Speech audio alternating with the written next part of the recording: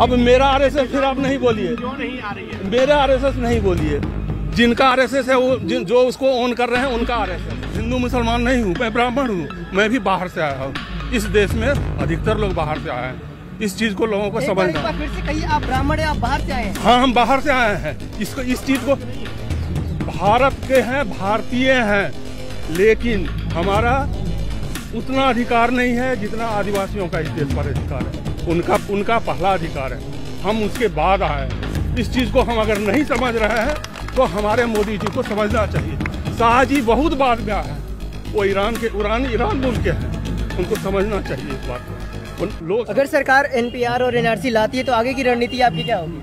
हम लोग इसको तो कभी लागू नहीं होने देंगे, क्योंकि इसका सबसे दुष्प्रभाव आदिवासियों पर पड़ता है। मैं बीके झा रांची में था और एक झारखंडी हूँ, यहाँ अभी दिल्ली में रहता हूँ। मैं इस सब चीज़ को अच्छी तरह से समझता हूँ और लोगों को आगाह करता हूँ कि लोग इस चीज़ को समझें। ये हिंदू मुसलमान की बात नहीं है, ये जनता और सरकार की बात है। जो जिनको हम चुने हैं कि हमारे लिए काम करो, वो हमारे लिए काम नहीं, हमारे ऊपर शासन करना चाहते हैं। बोलते हैं कि मैं नौकर हूं, लेकिन नौकर की तरह से काम नहीं करना चाहते हैं। वो चाहते हैं कि हमसे हमारा सब अधिकार छीन लें और हम फिर उनके गुलाम बन के रहें। जो अंग्रेज जो गुलामी करवाना चाहते थे, सिर्फ वही फूट डालो और राज करो, उसी रास्ते पर वो चल रहे हैं। मैं एक छोटा सा एग्जाम्पल देता हूँ कि आदिवासी हमारे सामने ये खड़े हैं, देखिए इनके ऊपर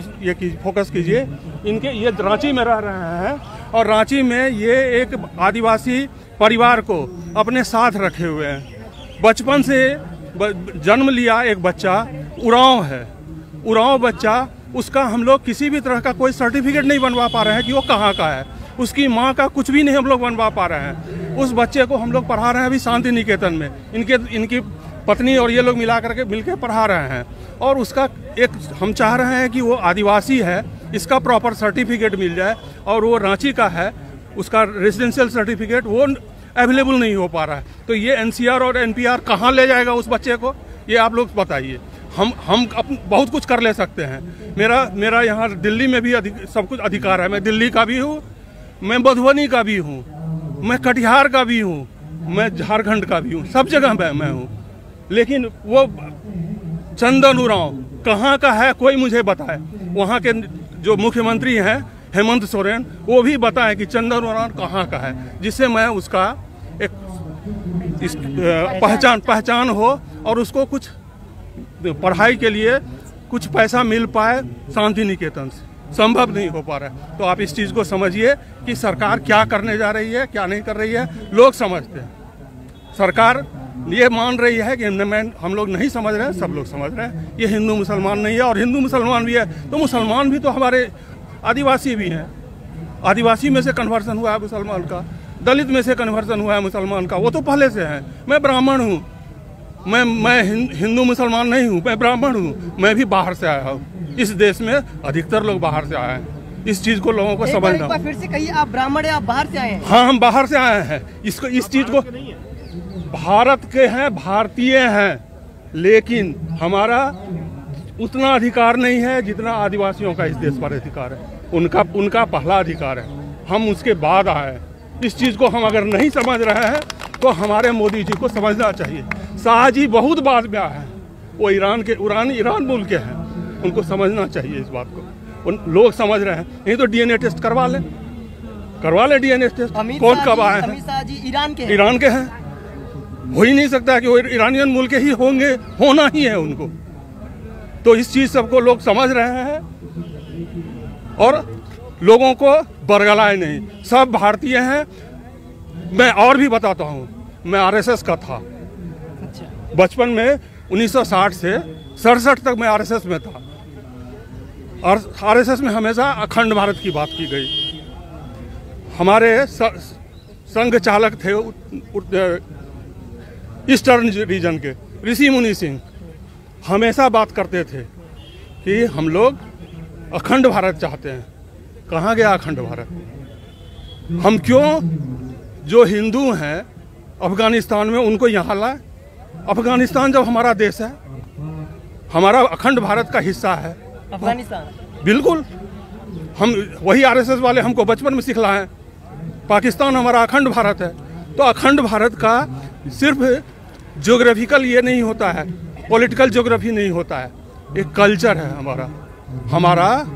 महाभारत में आप समझिए पूरा जो ये था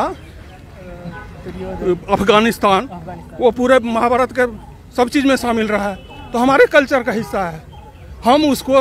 और यहाँ पर सब लोग, यहाँ के राजपूत कहाँ से आए हुए हैं? सब सेंट्रल एशिया से आए हुए हैं। सेंट्रल एशिया से राजपूत लोग आए, सब लोग राजपूत गुज्जर लोग राजपूत वहाँ से आए हुए, सेंट्रल एशिया से आए हुए। तो इतिहास को नहीं पढ़ने वाले लोग वो हमारे शासक बन गए और व्हाट्सएप यूनिवर्सिटी से इतिहास हमको पढ़ाना चाह रहे हैं, हम नहीं पढ़ेंगे। मतलब आप हम जी आरएसएस छोड़ा नहीं। अरे 67 के बाद हमारा परिपक्वता बढ़ते गया। हमको तो अभी ये लोग अर्बन नक्सल बोलेंगे, तो मैं अर्बन नक्सल हो गया हूँ अभी तो, इसीलिए आज परिपक्वता आती है ना। में परिपक्वता आई कि हम गलत चीज़ में नहीं रहे। अखंड भारत का इन लोगों का एजेंडा छूट गया, मेरा भी वो छूट गया आरएसएस। इसलिए ये प्रश्न नहीं है कि हम आरएसएस का हम कोई किसी चीज़ के लिए हम तो उसका परमानेंट ये नहीं होते हैं ना। हमारा विचार, हम बच्चे थे उस समय में 1960 में क्लास 5 में पढ़ते थे, तब हम आरएसएस में थे। जैसे दलितों को या आदिवासियों को या फिर मॉमडन्स को इस देश से निकालने की बात ये सब कर रहे हैं, अगर उसी तरीके से आरएसएस के या ब्राह्मणों को या जो आप लोग बाहर से आए थे, आपको अगर बाहर निकालने की बात करें तो कैसा लगेगा? ये संभव नहीं है। जो वो बोल रहे हैं वो भी गलत है, जो ये बोलेंगे वो भी गलत है, क्योंकि ये देश सबका है। ये सनातनियों का देश है और सनातनी का मतलब होता है जो हो रहा है, जो होता रहा है वो होता रहे। ये बात आपकी समझ में आ रही है, पूरे भारतवर्ष के लोगों को समझ में आ रही है, पर ये आपके आरएसएस और नेताओं अब मेरा आरएसएस फिर आप नहीं बोलिए, क्यों नहीं आ रही है? मेरा आरएसएस नहीं बोलिए, जिनका आरएसएस है वो जो उसको ओन कर रहे हैं उनका आरएसएस, जो इस देश को समझते हैं मेरी थाती है उनका देश, मेरा देश मेरा। उनको समझाने के लिए हम लोगों को, सब लोगों को सड़क पर आना पड़ा, आ गए हैं। हम लोग सड़क पर आप कितने भी आंदोलन कर लें, 3 महीने से आंदोलन रोड डेली हो रहे हैं और बस करते। देखिए हम जब बताए कि हम आरएसएस में थे तो हम जयप्रकाश नारायण जी के भी साथ थे और उन्होंने अनवरत क्रांति की बात की है, संपूर्ण क्रांति और अनवरत क्रांति की बात की है। तो ये बहुत तो छोटा सा चीज, आदमी का जिंदगी जो है ना बहुत छोटा होता है। हमको हमारे देश का जो कंटिन्यूटी है वो तो चलते रहना है, हमारी सभ्यता का कंटिन्यूटी चलते रहना है। तो उसको चलाने के लिए हम अगर समझे कि हम अपनी ज़िंदगी में ही सब कुछ पालेंगे, पॉसिबल संभव नहीं है। हमको लड़ते रहना है, हमको सही दिशा दर्शन दिखलाते रहना है और जो गलत रास्ते हैं उनका विरोध करना है। तो ये क्या हम ऐसे लोगों से अपनी जान की भीख ना मांग करके, अपने अधिकार ना मांग करके हम उन्हें देश से ही बाहर भगाएं तो कैसा रहेगा? नहीं, ये गलत होगा, ये गलत होगा, क्योंकि देश सबका है। जो नहीं समझ रहे हैं, हमारा भाई अगर हमारे साथ है और वो नहीं समझ रहा है कि इस जमीन पर सबका अधिकार है, मेरा भी अधिकार है, इसका भी अधिकार है और सबका अधिकार है, सबके लिए है, पृथ्वी सबके लिए है। लोगों को नहीं समझ में आ रहा है ये पृथ्वी अभी जितनी आबादी है 8 अरब करीब आबादी है, जितना हमारा विज्ञान ये डेवलपमेंट हुआ है और बहुत सारा डेवलपमेंट संभव है। अभी का जो डेवलपमेंट हो चुका है उस वैज्ञानिकता से हम इससे 10 गुना आबादी को खिला सकते हैं, लेकिन हम लोग लगे हुए हैं हिंदू मुसलमान और डिविजनिस्ट में। हमारी सरकार जो हमको आगे बढ़ाने के बजाय पीछे की ओर धकेलने में लगी हुई है, जो खुद ही मूर्ख है खुद। और ये मैं आज के लिए नहीं कर रहा हूँ, पहले भी जो लोग थे कुछ वो कैपिटलिज्म, तो इस चीज़ में जो संपत्ति को कैसे कुछ लोगों के हाथ में दिया जाए उसी में लगे हुए थे। तो और जो अवेलेबल है और आगे कैसे बढ़े, मानव सभ्यता को कैसे लाइफ इजी किया जाए उसके लिए नहीं बढ़ रहे, बिजनेस इजी करने में लगे हुए रहते हैं। इस सब चीज़ को सभी अच्छे तरह से सब लोगों को समझना है और सबको सामूहिक, इसमें ब्राह्मण और आदिवासी और ये सब चीज़ नहीं कुछ करना है, सब लोग साथ। बहुजन समाज से जुड़ी हर खबर को देखने के लिए बहुजन टीवी को लाइक कीजिए, सब्सक्राइब कीजिए और शेयर कीजिए।